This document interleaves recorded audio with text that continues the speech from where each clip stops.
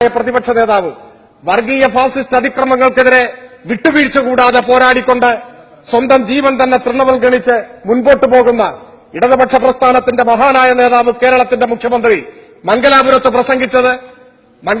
പ്രസംഗിക്കാൻ അവസരമൊരുക്കിയത് കോൺഗ്രസ് മുഖ്യമന്ത്രിയുടെ കോൺഗ്രസിന്റെ ഔദാര്യമാണെന്ന നിലയിലാണ് അദ്ദേഹം ഇവിടെ പ്രസംഗിച്ചത്.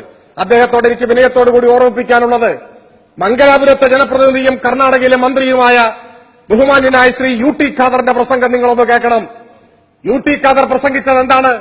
സ്നാപകയോഹന്നാനെ ഉദ്ധരിച്ചുകൊണ്ട് അദ്ദേഹം പറഞ്ഞു, പിണറായിയുടെ ചെരുപ്പിന്റെ വാറഴിപ്പാനുള്ള യോഗ്യത RSSനില്ല, സംഘപരിവാറിനില്ല. ഞാനിവിടെ കൂട്ടിച്ചേർത്ത് പറയാൻ ആഗ്രഹിക്കുന്നു, സംഘപരിവാറിന് മാത്രമല്ല, ബഹുമാന്യനായ AK ആന്റണി പറഞ്ഞതുപോലെ പകൽ കോൺഗ്രസും രാത്രി RSSുമായി കള്ളക്കതർ ധരിച്ചിരിക്കുന്ന നിങ്ങൾക്കും കേരള മുഖ്യമന്ത്രിയുടെ ചെരുപ്പിന്റെ വാറഴിപ്പാനുള്ള യോഗ്യതയില്ല എന്ന് തന്നെയാണ് ചൂണ്ടിപ്പറയാനുള്ളത്. UT ഖാദർ തുടർന്നു, സഖാവ് പിണറായി ഈ മംഗലാപുരത്ത് വന്നു പോകുന്നത് ഞങ്ങൾക്ക് വർഗീയതയ്ക്കെതിരായ പോരാട്ടത്തിൽ ആവേശം തരുന്നതാണ്. സോണിയാഗാന്ധി വന്നു പോകുന്നത് ആവേശം തരുന്നതാണ് എന്നല്ല UT ഖാദർ കോൺഗ്രസ് മന്ത്രി പറഞ്ഞത് കേരളത്തിന്റെ മുഖ്യമന്ത്രി വരുന്നത് ഞങ്ങൾക്ക് ആവേശകരമാണ് എന്നാണ്. ഞാൻ എന്റെ സമയം അവസാനിപ്പിച്ചതുകൊണ്ട് കൂടുതൽ നീട്ടിക്കൊണ്ടു പോകുന്നില്ല.